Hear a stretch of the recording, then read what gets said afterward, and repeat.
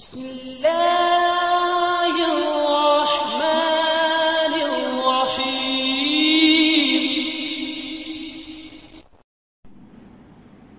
نحمده ونصلي على رسوله الكريم اما بعد عن ام المؤمنين عائشة رضي الله تعالى عنها قالت سئل النبي صلى الله عليه وسلم أي الأعمال أحب إلى الله قال ادومها وإن قل۔ صحیح بخاری کی یہ روایت ہے، حضرت عائشہ رضی اللہ تعالی عنہا بیان فرماتی ہیں، رسول اللہ صلی اللہ علیہ وسلم سے سوال کیا گیا، اے اللہ کے رسول صلی اللہ علیہ وسلم آپ ہمیں بتلائیں کہ وہ کون سا ایسا عمل ہے جس کو اللہ رب العالمین پسند کرتے ہیں، یا جو اللہ کے نزدیک سب سے زیادہ محبوب ہے، وہ کون سا عمل ہے؟ آپ صلی اللہ علیہ وسلم نے ارشاد فرمایا،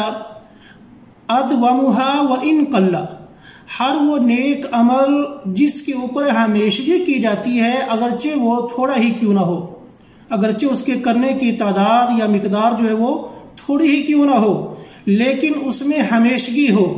یہ نہ ہو کہ 2-4 دن کرنے کے بعد انسان اس عمل کو چھوڑ دے، ایسا نہیں، بلکہ انسان جو ہے ہر روز یومیہ طور پر اور ہمیشہ جو ہے وہ اس عمل کے اوپر انسان پابندی کرے، جیسا کہ صحیح بخاری کی روایت ہے، حدیث قدسی ہے، نبی صلی اللہ علیہ وسلم نے ارشاد فرمایا، اللہ رب العالمین ارشاد فرماتے ہیں، میرا بندہ جو ہے وہ جب اس چیز کو ادا کرتا رہتا ہے جو میں نے اپنے بندے کے اوپر فرض قرار دی ہیں تو وہ میرے قریب ہو جاتا ہے، لیکن میرا بندہ جو ہے وہ ہمیشہ نفل پڑھتا ہے، یعنی فرائض کو ادا کرنے کے بعد وہ نفلی نماز کا بھی اہتمام کرتا ہے، تو گویا جب وہ نفلی نماز کا اہتمام کرتا ہے تو وہ یقیناً اللہ کا محبوب بن جاتا ہے۔ اسی طرح ہی آپ صلی اللہ علیہ وسلم نے ارشاد فرمایا، یا ایھا الناس خذوا من الاعمال ما تطیقون، اے لوگو وہ اعمال کرو جن کے کرنے کی تمہارے اندر طاقت ہے، جن کے کرنے کی تمہارے اندر استطاعت ہے، تم آسانی سے کر سکتے ہو، کیونکہ فإن اللہ لا یمل حتی تملوا، اللہ رب العالمین اکتاتا نہیں ہے حتیٰ کہ تم تھک جاتے ہو، تمہارے اندر اکتاہٹ پیدا ہو جاتی ہے۔ وَإِنَّ أَحَبَّ الْأَعْمَالِ إِلَى اللَّهِ مَا دَاوَمَ عَلَيْهِ صَاحِبُهُ وَإِنْ قَلَّ، اور اس کے بعد آپ صلی اللہ علیہ وسلم نے ارشاد فرمایا، اللہ کو سب سے زیادہ جو پسندیدہ اعمال ہیں وہ ہیں جس کے اوپر انسان ہمیشگی کرتا ہے اگرچہ وہ تھوڑے ہی کیوں نہ ہو۔ اسی طرح ایک مرتبہ حضرت عائشہ رضی اللہ تعالی عنہ بیان فرماتی ہیں کہ ان کے پاس ایک عورت بیٹھی ہوئی تھی، اچانک باہر سے نبی صلی اللہ علیہ وسلم تشریف لائے اور آپ نے اس کے بارے میں دریافت کیا، آپ کو بتلایا گیا کہ اللہ کے رسول یہ وہ عورت ہے جو رات کو سوتی نہیں ہے، نماز پڑھتی رہتی ہے۔ آپ صلی اللہ علیہ وسلم نے اس کے بات سننے کے بعد جواب یہ دیا، علیکم من الاعمال ما تطیقون فواللہ، کہ تمہارے اوپر وہی اعمال ہیں ضروری یا وہی اعمال تمہارے اوپر لاگو کیے گئے ہیں جن کی تم استطاعت رکھتے ہو، کیونکہ اللہ رب العالمین جو ہے لا یمل اللہ حتی تملوا، کیونکہ اللہ رب العالمین اکتاتا نہیں ہے، اللہ کو اکتاہٹ نہیں پیدا ہوتی بلکہ تم تھک جاتے ہو، کیونکہ جو دین جو ہے سب سے بہترین دین جو ہے وہی ہے جس کے اوپر ہمیشگی کی جائے۔ میرا بیان کرنے کا مقصد یہی ہے، جو 3-4 حدیثیں میں نے آپ کے سامنے بیان کی ہیں، اس کا مطلب یہ ہے کہ رمضان المبارک ابھی ہم سے کچھ ہی دن پہلے جدا ہوا ہے، ہم نے اس کو الوداع کہا ہے، تو رمضان المبارک کے اندر جس طرح ہم بڑی خشوع خضوع کے ساتھ اور بڑی پیار اور محبت کے ساتھ ہم عبادت کرتے تھے، بڑے شوق کے ساتھ ہم ہر طرح کی عبادت کرتے تھے، مثلا رات کو تراویح کا اہتمام کرنا اور قرآن مجید کی تلاوت کرنا،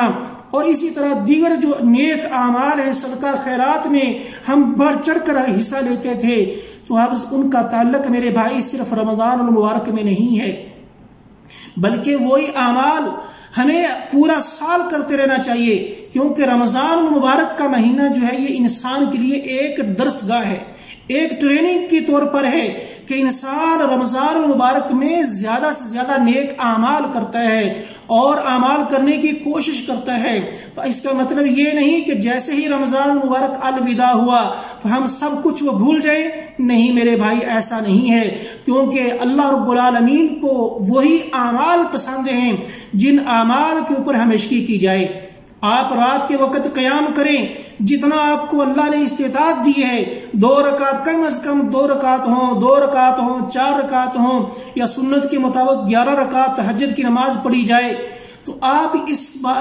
تہجد کی نماز کو مت ضائع کریں۔ اسی طرح قرآن مجید کی تلاوت ہے، ہمیشگی کریں، ایک معمول بنا لیں کہ میں نے ہر روز اتنی تلاوت کرنی ہے، اور جن کو قرآن مجید آتا ہے وہ قرآن مجید کو ترجمے کے ساتھ پڑھنے کی کوشش کرے۔ تو میرے بھائی، ہر طرح کے نیک اعمال کریں، صدقہ خیرات کریں۔ اب اس کا مطلب یہ نہیں کہ رمضان المبارک کے بعد صدقہ کرنا منع ہے، رمضان کے بعد لوگوں کو کسی کی کوئی ضرورت نہیں میرے بھائی، محتاج اب بھی ہیں جیسا رمضان میں بھی تھی، اور اسی طرح رمضان کے بعد بھی وہ موجود ہیں، ان کے ساتھ خیر خواہی کی جائے، ان کے ساتھ ان پر صدقہ خیرات کیا جائے، ان کے ساتھ تعاون کیا جائے، کیونکہ وہ لوگ ہمارے تعاون کے مستحق ہیں۔ ہم میں سے ہر ایک انسان کو، جس کو اللہ نے استطاعت دی ہے، جو صاحب حیثیت ہے، وہ اپنی طاقت کے مطابق نیک اعمال کرے، صدقہ خیرات کرے، اگر کسی کو ضرورت ہے وہ زکوٰۃ ادا کرے۔ تو میرے بیان کرنے کا مقصد یہی ہے کہ ہمیں رمضان کے بعد نیک اعمال ترک نہیں کرنا چاہیے، بلکہ ان کے اوپر ہمیشگی کرنی چاہیے، پورا سال وہ نیک اعمال کرتے رہنا چاہیے، ان کو بند نہیں کرنا چاہیے۔ اللہ رب العالمین سے دعا ہے کہ اللہ تعالی ہمیں ایسے اعمال کرنے کی توفیق عطا فرمائے جو ہمیشگی والے ہوں، جو ہم سے کمی کوتاہی ہو گئی اپنی رحمت سے معاف فرمائے۔ آخر دعوانا الحمدللہ رب العالمین۔